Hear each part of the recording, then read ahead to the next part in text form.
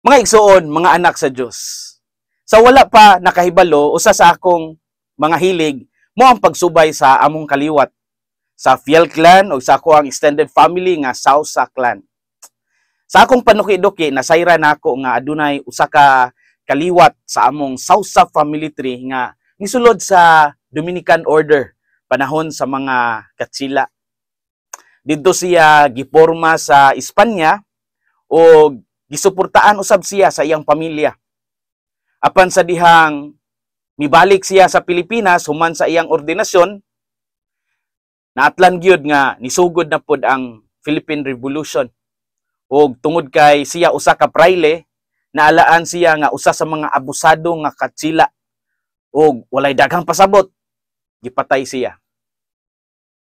Sakit paminahon apan kini nagpahinumdom kanako sa kamatuoran nga usahay ang tinuod nga propeta. Bisan sa iyang kagustuhan nga mutabang, masabtan ang dautan, muagi gihapon siya og daghang mga kalisdanan. Ug mao ni ang atong konteksto karon. Si Jesus ni pauli sa iyang kaugalingon nga lungsod og nagtudlo sa ilang sinagoga. Og sa ilang pagkadungog sa iyang kinaadman, ang mga tao nangutana, asa man niya nakuha kining kinaadmana. Imbis nga malipay ang ilang mga silingan, nga siya nahimong rabay, naluya sila tungod kay kailaman sila sa iyang pamilya. Unsa may mapamalandungan nato nining atong ebanghelyo karon? Unang punto, ang propeta makanunayong nagapamatuod sa Dios, taliwala sa mga pagsulay. Sa kasaysayan sa Israel, ang mga propeta kasagaran nga ginasalikway sama nila Amos, Jeremias ug Elias. Gipakaulawan sila, gisuklan sila sa mga tao ug gidesisyonan pagani nga ipapatay. Apan bisan pa sa kadelikado ang ilang misyon ug kabalaka sa ilang mga kaila, ila gihapon nga gipadayon ang ilang misyon. Then enter the dragon si Jesus, ang labing halangdong propeta. Wala sad siya nakaipsot sa kapintas sa pagsalikway gikan sa iyang mga kababayan. Apan bisan pa niini, wala siya ni hunong sa pagwali. Pahinumdom ni nato nga ang tawag sa pagkapropeta dili gyud sayon. Mao nga tinud-anay nga propeta magpadayon sa pagsangyaw bisan pa sa kalisod. Makita nato kini sa atong panahon pinaagi sa mga pari, mga madri og mga laiko nga mibuhat sa ilang misyon bisan walay dako nga suporta, walay grandioso nga suporta o bisan pa og nainsulto sila sa ubang mga tao. Ang pagserbisyo nga walay pasidungog apan adunay kasing-kasing nga andam muhatag sa ilang panahon. Mao na ang kinaiya sa tinuod nga propeta. Pangutana, ingana ba ta? O kung nagkalisod-lisod na ta, rangkuan na ba ta sa pagduha-duha? Ang propeta makanunayong nagapamatuod sa Dios, taliwala sa mga pagsulay. Ikaduhang punto, ang propeta makanunayong nagsalig sa grasya sa Dios. Si Jesus, bisan gisalikway siya didto sa Nazaret, nagpadayon siya sa iyang misyon kay nagsalig man siya sa Amahan. Gani, wala siya masuko. Wala siya mihunong. Kaya ang iyang kaisog, gikan sa grasya sa Diyos. Bisan na rejection ang propeta, nagapadayon kay kabalo siya, nga ang tinuod nga gahom, gikan sa Ginoo. Sa simbahan, daghan sa atong mga missionaries, nagasalig sa grasya sa Ginoo.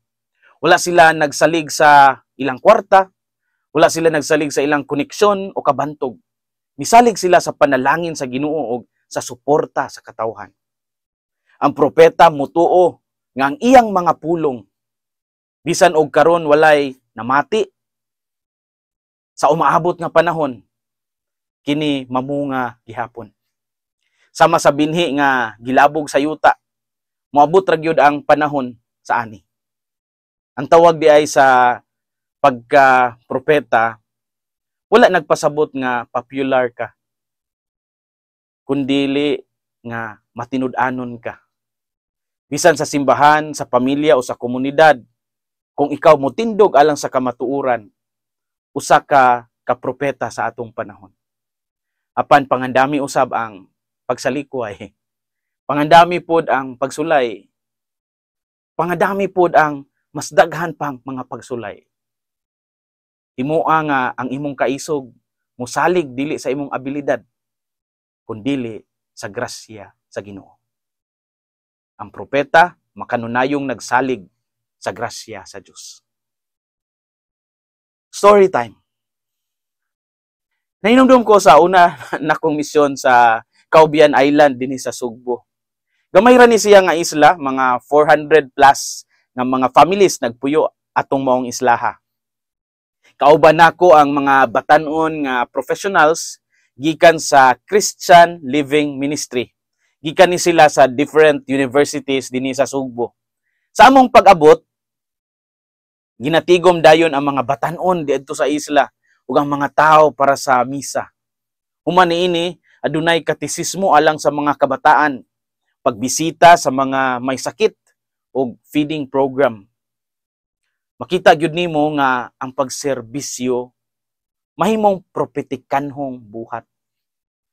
Bisan walay dakong pasidungog, bisan walay daghang nakakita, bisan walay daghang posts and shares sa ilang social media, malipayon ang mga batan-on nga ako nakauban kay sayod sila nga ang grasya sa Ginoo anaa sa matag buhat nga madasigon ug matinud-anon. Mga igsoon, mga anak sa Dios. Ang propeta sa atong panahon dili lang ang magwali sa altar, kundili ikaw nga ginikanan nga nagmatuto og matinud-anong anak. Ikaw nga estudyante nga wala nangupya bisag naglisod ka. Ikaw nga nagmatinud-anon diha sa imong panarbaho. Ikaw nga gikalipay ang pagsunod sa kabubuton sa Dios.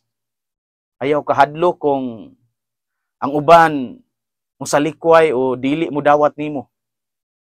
Tan-awa si Jesus, si Maria ug ang tanang mga santos. Gisalikway sila apan ang ilang ngalan nagpabilin hangtod karon. Romans 8:31. If God is for us, who can be against us? Kung ang Dios uban kanato, kinsa pa may batok kanato?